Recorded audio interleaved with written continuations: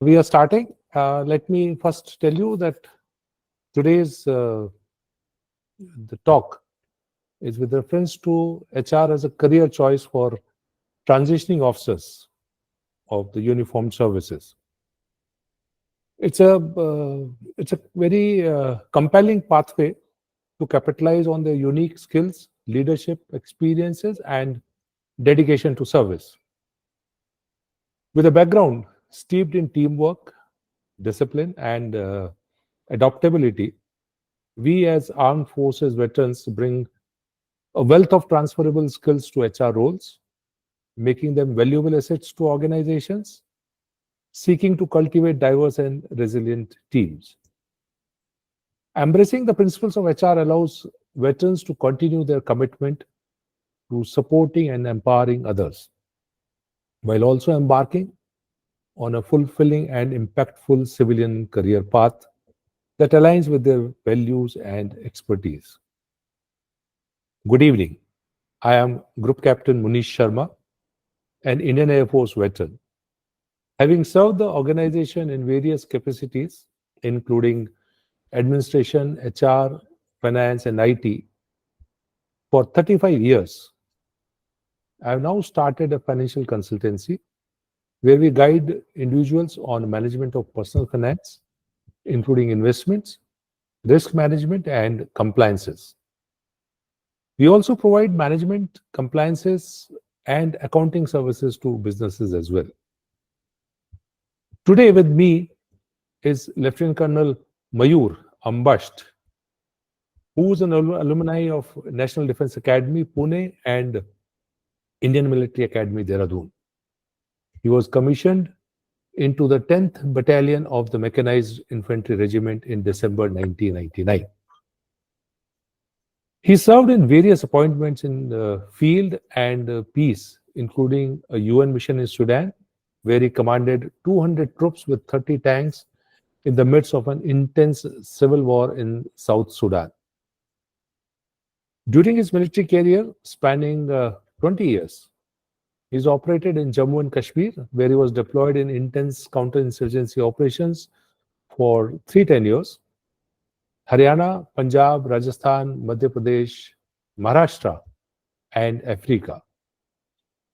His career in Indian Army encompassed roles including operations, HR, training, administration, and financial management.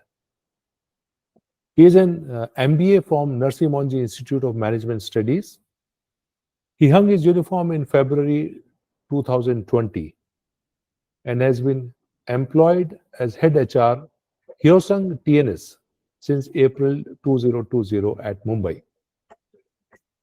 He has been instrumental in creating an efficient system and a conducive and happy environment for his team. Apart from being a committed HR professional, he is also an avid blogger and passionately exposes the cause of veteran hiring. He has successfully launched initiatives to organize and network veterans to further their placements and growth after their transition from boots to suits, as he calls. He is a prolific content creator on social media and pursues reinforcing brand veteran through these channels. I welcome Lieutenant Colonel Mayur. Thank you, sir. Privilege being here. There's a stereotype, Colonel Mayur, in the civil street about security domain being the go-to option for armed forces veteran. Did you also face similar mindset when you set out to choose HR as a career option? Yes, sir. I agree that stereotype is there. I firmly maintain that it is for the veteran in transition to break the stereotype and take a decision for himself. As of today, I can say that over the last 1 decade, this stereotype has been getting diluted, and veterans have made a foray into various domains where earlier nobody would think about venturing.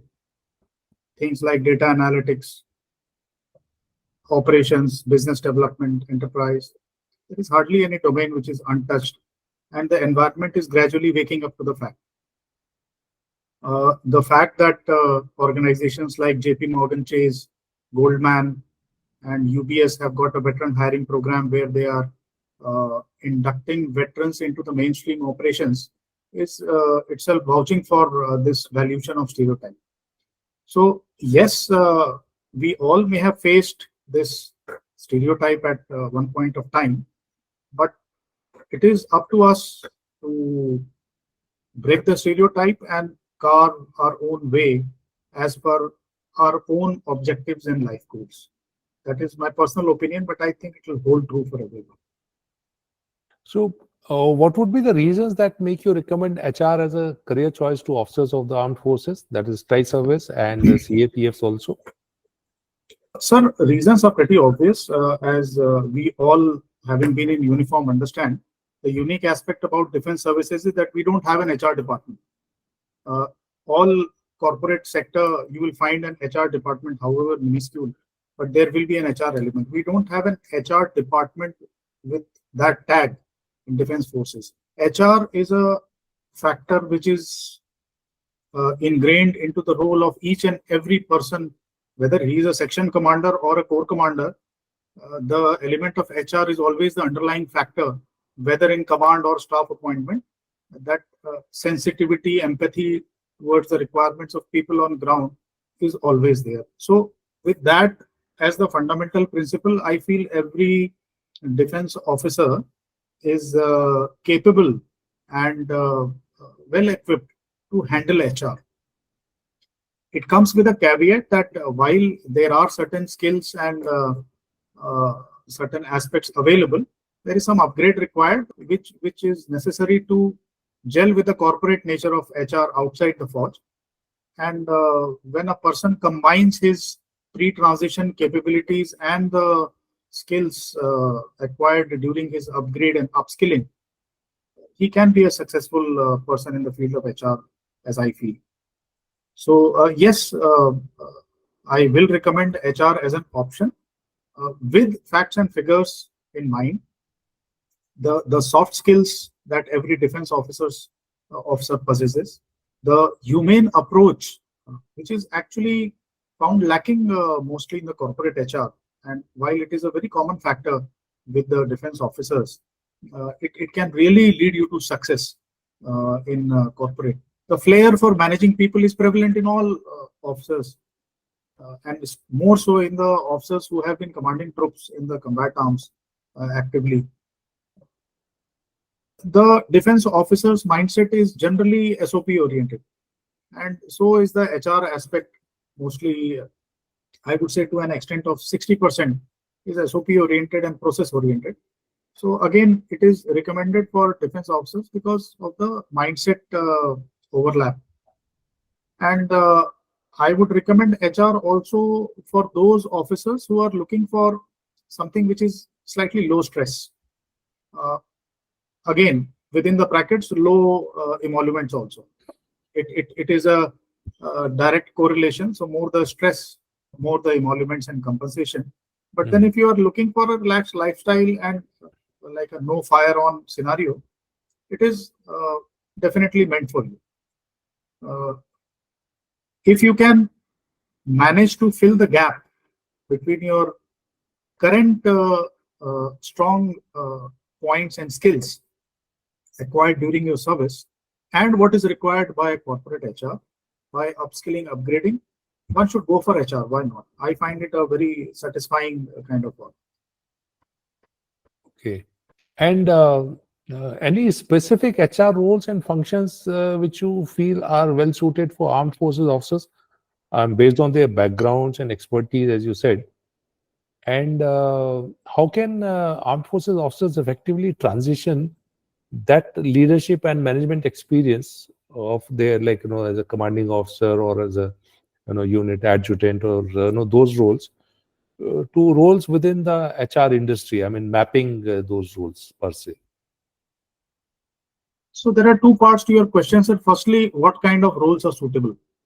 Correct. Okay, so it will vary from the as far as different service brackets are concerned. So we all understand that people leave as SS officers, people leave with the PMR mode, and people leave on superannuation also. The roles may vary as per the age bracket and the service bracket. As far as the level is concerned, even an SS officer having gone through at least 10 years of service, 10 to 14 years of service, he ideally should start leading a sub-vertical of a HR department in a medium to large size company. For example, say head of learning and development or training, as you call it in Army. So he can probably educate himself in the Department of Learning and Development beforehand, and then target learning and development as his chosen subdomain within HR. So he's a specialist there, and he can start at that level. For a person who is superannuating, he may look at head of HR of a business unit or an CHRO of an organization also, depending on his own capabilities to take on the responsibilities and his own interest levels. The work level in between these particular appointments varies, and so does the demand on your skills. I would say that it is the service background has got a small role to play here, because the demand of corporate HR is of a different nature than what HR we have been following while in uniform. To quote a small example, we all have been in units where we have received batches of recruits. We have never questioned the fact that all the recruits, while someone will be employed as a driver, someone as an operator, someone as a gunner, and someone as a CSD desk manager or something like that, they all will have the same salary bracket, which is a not done thing in corporate HR. You are strictly paid according to the quantum of your work. Here, a science graduate and an arts graduate and maybe a commerce graduate will be treated at par. It is not the case probably in corporate HR, and the intake will also not be same for all three streams. So there are these certain different aspects that have to be learned. Another example I'll quote is that, there is a cultural change which is required. I'll elaborate on that.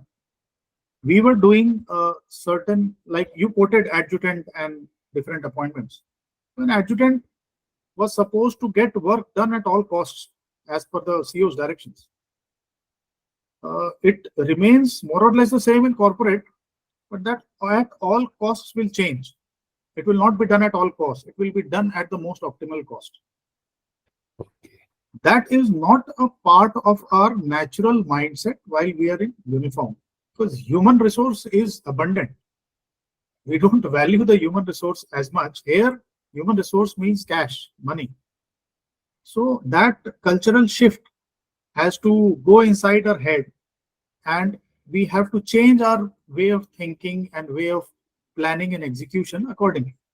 And that is where that upskilling and education comes in, where it teaches you to adapt to the new demands of the role. And in corporate, needless to say, profitability is the basis of every decision. So is hiring, so is manpower planning. So it definitely will serve any officer well to carry out this kind of upskilling, and then all the doors are open for him. Then he can take a call which specialization or which subdomain or domain he wants to get into, which industry he wants to choose, whether he wants to get into a startup or a large company like Tata or Aditya Birla or something like that. It is then a decision he'll understand better as to what will be the repercussions and what would be the dynamics of his work in the new workplace.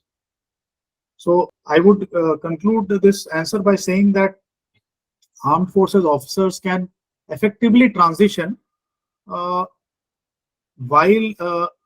upgrading to a certain extent their existing skills which they have acquired in the defense forces.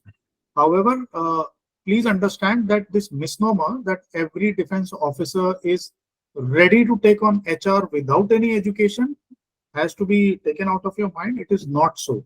It is a different scenario, different environment, and certain mental transition is required before you physically transition into that territory.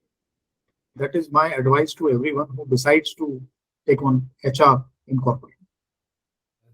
Thank you, Mayur. I mean, as they say in HR, they don't just hire employees, they build teams, cultivate talent, and shape the future of organization.